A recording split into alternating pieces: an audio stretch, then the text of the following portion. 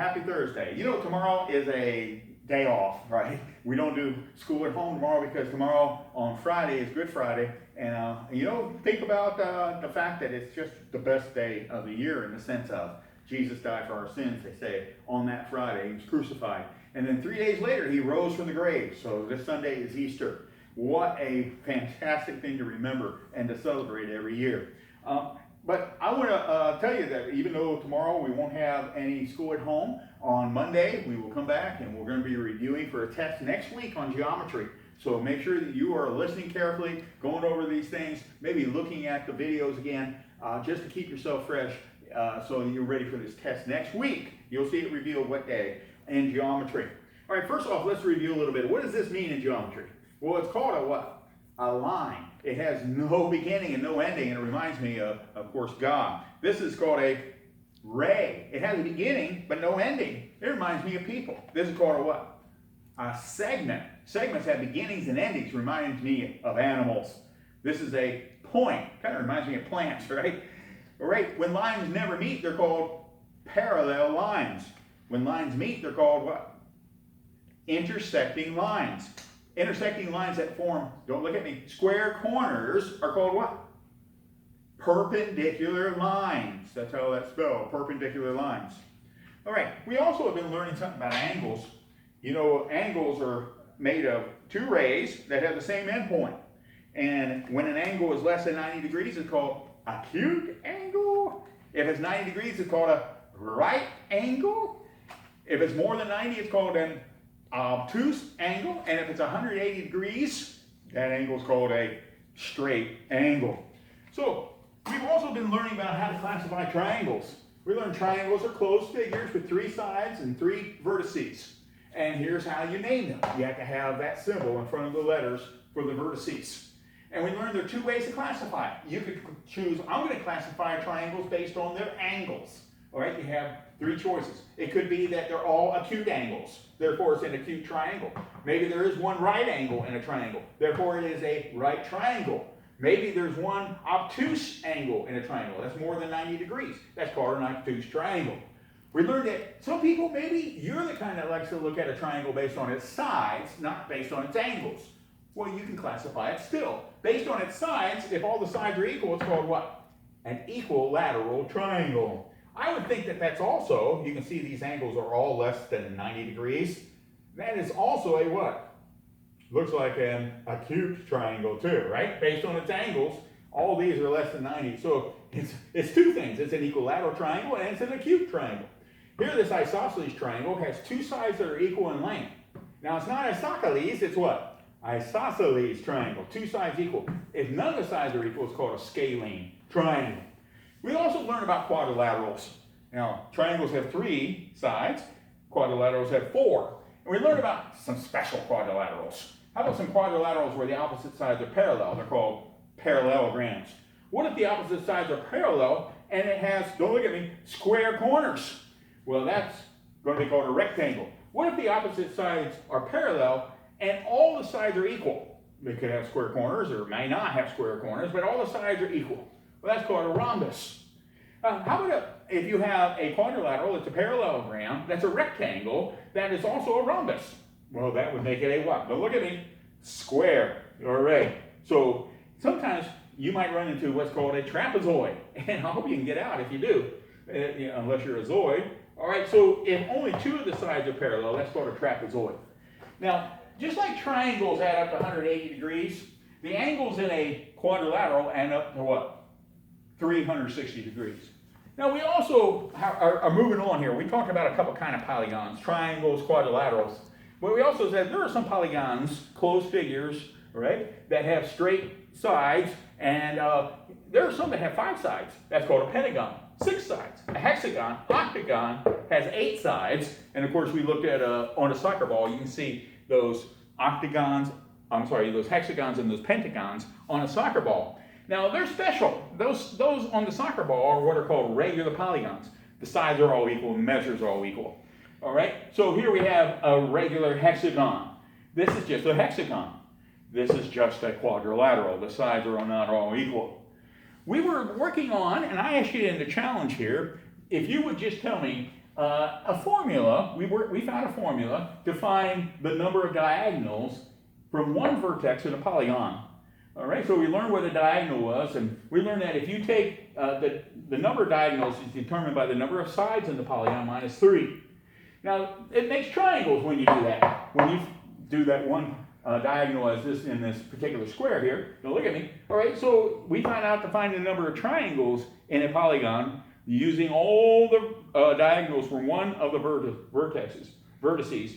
It's going to triangle will equal s minus 2, number of sides minus 2. So I asked you in the challenge, the octagon, all right, in a regular octagon, how many diagonals can you form from one vertex in a regular octagon? Now, you don't have to draw it. You don't have to do all that. Instead, just use this formula. So the number of diagonals will be 8 minus 3. So what did you say the number of diagonals is? 5. You can draw 5 diagonals in a regular octagon. Well, the number of triangles that are formed would be 8 minus 2, because an octagon has 8 sides. That's why I'm replacing s with 8. And what's 8 minus 2? 6. There'd be 6 triangles. Now you could do that with, how about a regular polygon that has 56 sides? Now wouldn't that be hard to draw? I mean, think about all those 56, in a regular polygon, they're all equal length, all the measures are the same. Well, that would be a little hard to draw. But using this formula, you could easily figure it out without drawing it. All right. Now, we are talking about today something totally different. And today, and I'm going to have a special volunteer. One of you is going to come up here in a moment and help me out with something, all right?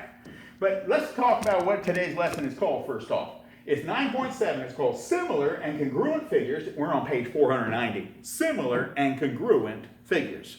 First off, I want to tell you that when you start talking about a figure, I think you got a pretty good example of what a good figure is up here. Look at this. The only mountains that you can find in Florida. Right there. All right. So when it comes to figures, I know all about them. All right. So congruent means it's the same size and shape. So I would say Superman and Mr. Frazier, they have congruent figures. Congruent figures. Same size, same shape. All right. Superman, Mr. Frazier. Similar means the same shape, but not necessarily the same size. All right, so they can, for instance, a smaller version of Superman. I mean, he has all the same muscles in the same place and everything, but they aren't the same size as Mr. Frazier. So here we would say, well, he looks like a small version of Mr. Frazier, right? I would say that, right? He's a small version of Mr. Well, they're similar figures, right? I mean, it could be the same size. That would be similar too. But when it comes to similar, they're not necessarily the same size, but the same shape. The figures are the same shape. Okay, so I have these 3 figures up here. All right, these triangles, I've told you some secrets based on this. You see in this triangle, this side and this side are the same length in these 2 triangles. This side has 2 marks, this side has 2 marks. They're the same length. I know on the board they don't look exactly the same length, but I'm telling you by the markings, they are. And this one has 3, and which one has 3 over here? This one? All right, so I know these 2 triangles are facing different directions, but that doesn't matter. All right. Look at the angles too. I got this angle, is the same measure as K over here, angle K. And angle B has 2 markings, angle M has 2 markings. So they're the same measure. Angle C has 3 markings, and angle L has 3 markings. Now this one in the middle, obviously is not the same size, but you notice that it does have angles that are the same as this. Angle A and angle F are the same. Angle B and angle G, angle C and angle H are the same. You can tell by the markings there. Now here's my question. Which triangles are similar? Well, I would say, it's pretty obvious. Here I have the sign for triangle. Triangle A, B, C is similar to triangle K, L, M. Right? That's pretty obvious. Now you're saying, well, they're facing different directions. It doesn't matter. The sides, are equal, and also the angles are equal. All right, so they are similar to each other. All right, this and this are similar to each other, even though they might be facing different directions. But remember, when it comes to similar, only the angles have to be equal. And I look at these, and these angles on this larger one in the middle equal the other angles. And so that one is also similar. So there are three similar angles there, or triangles there. Triangle ABC, triangle KLM, and triangle FGH. They're all similar to each other. That means they have the same shape, even if they don't have the same size. They have the same shape, even if it's pointing in different directions. So, you know, sixth graders sometimes get a little confused by that. They think, well, it's not facing the same direction. It doesn't matter. I'm telling you by the red marks that they have angles that are all the same. In other words, this angle, and this angle, and this angle are the same measure. This angle, and this angle are the same measure. This angle with 3, and that angle with 3, and that angle with 3 marks are all the same measure. They're the same shape, even if they aren't the same size. So that would make them all similar. Because similar simply means what? Same shape, but not necessarily the same size. How about now congruent? Now congruent means, if I'm congruent, my figure congruent to Superman, that means we're exactly the same shape and the same size, all right? So that would be congruent. I would agree that that's the way we are. All right, which two triangles then would be congruent? Well, I know they all have the same shape, but only 2 of them have the same shape and the same size, and that would make them congruent. So I would say triangle ABC is congruent. I'm listing the 2 congruent triangles, is congruent to triangle KLM. Those are the congruent ones. So everybody see the difference between similar, which is the same shape but not necessarily the same size, and congruent. Now you might be thinking, well, Mr. Frazier, would you say that these 2 triangles are just congruent but they're not similar? Well, remember, similar means the same shape. Or do they have the same shape? Yes. They don't have to be the same size to be similar. So you could say that these are really 2 things. They're similar and they're congruent. I said it here, they're similar, but they're also congruent. So that is just a little maybe strange, but you got to think of it that way. Oh, by the way, I decided to lay aside my Nobel Prize because people have been complaining that I'm boasting, as if I'm, making this public, putting it on YouTube or something about it and all this. I don't want people to think that about me. So I've decided just to put it aside, make it where it's not a visible, reminder anymore about my great accomplishment in the discovery of the crouton. All right, now, let's talk about corresponding parts. Now, this is where I need a helper. Now, corresponding parts are matching sides and angles of figures, matching sides and angles. And so I'm going to have Mrs. Frazier, come on up here, Mrs. Frazier. Will you face me right here, please? Just where you aren't in front of me. Yeah, right there. All right. Now, people have corresponding parts. And I just want Mrs. Frazier to raise in the air the corresponding part to what I raise. Okay? Are you ready, Mrs. Frazier? No. Okay, she got it. Okay.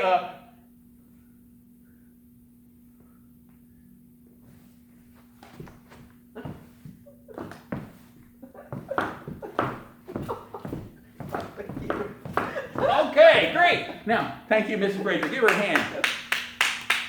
Now, when it comes to corresponding parts, I know every year I get somebody with that one. I raise my right hand, and she raised her left hand. They aren't corresponding parts, are they? So then she thought, no, I'm going to raise my right hand too. So a lot of times when you look at corresponding parts, you got to keep that in mind. You got to really be careful that they aren't just necessarily right next to each other, but they are corresponding in the sense that they're the same parts, right? So when it comes to corresponding parts of figures, we got to think the same way. All right. So if the figures are similar, by the way, you're only going to list the angles they correspond. All right. If it's a congruent figure for corresponding parts, if it's a congruent figure, then the angles and the sides correspond. If it's a congruent figure. All right. So guess what these 2 are? Congruent. How did you know that? All right, I'm telling you here, look at the markings, right? And then you can see they're congruent figures. And you're thinking they're facing different directions. It doesn't matter. Remember, they're the same shape, same size. How do you know that? Well, I know they're the same shape because of the angles. Here's an angle that equals that one. B equals E. A equals D. C equals F. So they're the same shape. How do I know they're the same size? Well, this side corresponds, over here to this side, doesn't it? And here's one with 2, and this one has 2. This one has 3 markings for the length. This one has 3 markings for the length.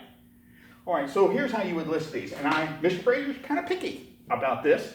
So watch, the book says the same thing anyway. I'm not making this up. Let's list the corresponding angles for these two figures. And I always go in order. So I'm going to start with the ones that have one mark first. So I'm going to say angle B. Now let's look over here at this other figure and find the one that has one mark. Which one?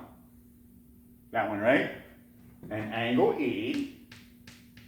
In other words, they correspond to each other. If you were to put one on top of the other, this is where that one would land, right?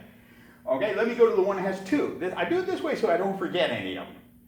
That's angle A. And what is that? What corresponds with angle A? Well, the one that has two over here, right? Angle D, comma. Now, this is the way you'll write it in the exercises. Now I go to the one that has three. What is it? Angle C and angle F. Now you notice I did not have to write, I could have called this angle CBA with B as the middle letter because it's the vertex. You don't have to write it that way, you can just call it angle B. That's fine. Now let's go from corresponding angles to corresponding sides. All right, now I'm going to list them as line segments, and I want the corresponding sides. I'm going to start with the side that has one marking. All right, so I'm going to say segment AB, that reads segment AB, right here. And what other segment? Well, the one that has one over here is segment DE, comma. All right, let's go to the ones that have two marks. Segment CB, by the way, could you call it BC? Yes, all right, that's allowed. Corresponds with what? What over here? The one with two marks is EF, segment EF. By the way, some of you, when I look at your work that you submit, you're leaving out these symbols. You must have the right symbol above it. That's a segment symbol, and triangles have segments for sides. Comma, and let's go to the one that has three. You notice how if you go through it systematically like this, where you start with the one, then go to the two, then go to the three mark, then you won't forget it. Okay, so this is segment, I don't need and yet, segment AC, I'm going to the one that has three here, AC, corresponds with what? Segment DF. Now I've listed all the corresponding parts for these two congruent figures. That's how you're going to do it in the practice. Hey, give me a call. Look at classzone.com sometime, or you could watch this video over and over again and see Mrs. Frazier dancing around, that kind of thing. You can do that over and over, which would be torture, right? No, actually, it would be fun. And so have a great Good Friday and a wonderful Easter. See you next week. Bye-bye.